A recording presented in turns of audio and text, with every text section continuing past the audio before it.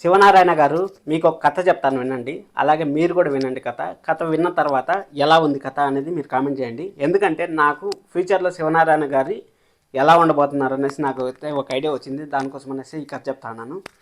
ఒక పులిని పెంచుతా ఉంటారు. ఒక అడవి ఉంది. అడవి అనుకోండి, శివనారాయణ గారి ఇల్లు అనుకోండి అడవి.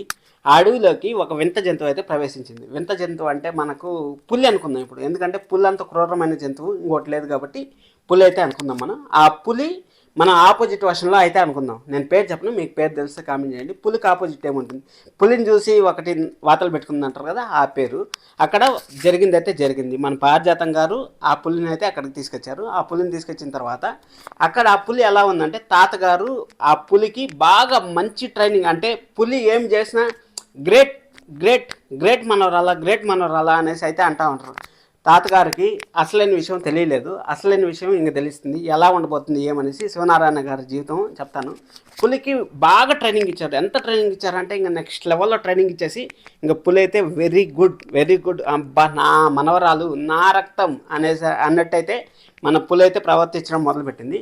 పులికి ఒకరోజు బాగా ఆకలేసింది. అంటే నిజం తెలిసిపోయింది ఇప్పుడు అసలైన మన వారసురాలనేసి కాదనేసి నిజం తెలిసిపోయింది. అంటే దొంగదారిలో వచ్చింది ఈ పులి అనేసి అయితే నిజం తెలిసిపోయింది. నిజం తెలిసిపోయిన తర్వాత ఆ పులి పైన అసలైన ఓనర్ అయితే, అంటే ఇంటి ఓనర్ అయితే తిరగబడాలి. తిరగబడినప్పుడు ఏమవుతుంది, ఆ పులి మళ్ళీ ఆ మనిషినే రక్కేస్తుంది. అంటే నువ్వు ఎంత పాలు పెట్టినా, ఎంత ఏమి చేసినా, ఎంత ప్రేమ చూపించినా, ఎంత కోపం పెంచుకున్నా కానీ ఆ పాము ఎలాంటిది అంటే అలాగా మళ్ళీ విషయం కక్కుతుంది కదా, అదే విధంగా పులి అయితే రక్కేస్తుంది. రక్కేసిన తర్వాత ఆ మనిషి ఎలా ఉండబోతున్నాడు అనేసి ఈ స్టోరీ అయితే ఉద్దేశం. మీకు ఎలా అనిపించింది కామెంట్ చేయండి. అంటే ఏమీ లేదండి, ఇప్పుడు శివనారాయణ గారు జోష్నని అయితే బాగా లేపుతా ఉంటారు కదా, బాగా లేపిన తర్వాత అక్కడ ఒకేసారి నిజం తెలిసిన తర్వాత శివనారాయణ గారి పరిస్థితి ఎలా ఉండబోతుంది అనేది, జోష్న ఎలా చేయబోతుంది అనేసి. ఎందుకంటే జోష్న శివనారాయణ గారు ఒక్కరే ఆ ఇంట్లో పవర్ఫుల్. దశరథ్ గారికి నిజం తెలిసినా కానీ దశరథ్ గారు అయితే కామ్గానే ఉంటారు. మనం చూస్తూనే ఉన్నాం.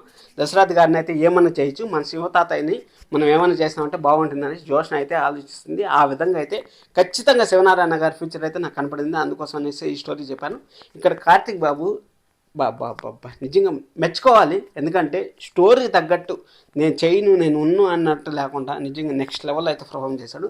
అక్కడ లాస్ట్లో పోతా ఒక మాట చెప్పేసిపోయినాడు, నా ఇంటి కోసం నా వాళ్ళని నాకు దగ్గర చేసిన Joshna thank you so much అనేసి. అంతే. ఇప్పుడు కార్తీక్ బాబు నైస్గా వెన్నపూసిన కత్తిలాగా భలే యాక్టింగ్ చేశాడబ్బా. అందరి దగ్గర మంచి మార్కులు అయితే కొట్టాడు. అందరికీ ఎలా సమాధానం చెప్పాలో అలాగైతే సమాధానం చెప్పాడు. నా చిన్నప్పుడు నువ్వు నా షూలు క్లీన్ చేసావు తాత, ఇప్పుడు నేను మనవాడిగా నీ షూలు క్లీన్ చేస్తాను అని చెప్పడం మాత్రం నెక్స్ట్ లెవెల్ అనిపించింది. అలాగే వాళ్ళ అత్తకి గోరుముద్దలు తినిపించావు, అలాగే నా మూర్తి వచ్చావు అత్త అనేసి అంటే అక్కడ కార్తీక్ బాబు కూడా అక్కడ ఇప్పుడు నేను నీకు వడ్డించలేనా అత్త అని చెప్పడం నెక్స్ట్ లెవెల్ అనిపించింది. చిన్నగా వెన్నపూసిన కత్తితో ఎలాగైతే చేస్తారో అదే విధంగా అయితే మన కార్తీక్ బాబు అయితే సమాధానం చెప్పాడు. మన దశరథ్ గారు అయితే సుమిత్ర గారిని మార్చే పనిలో ఉన్నాను. చూద్దాం ఏం జరుగుతుంది అప్కమింగ్ ఎపిసోడ్స్లో. రేపు స్పెషల్ వీడియో అయితే వస్తుంది. మీరైతే సబ్స్క్రైబ్ చేసుకొని ముందుకు తీసుకెళ్తారని ఆలోచిస్తాను. Thank you so much. Love you all. By by.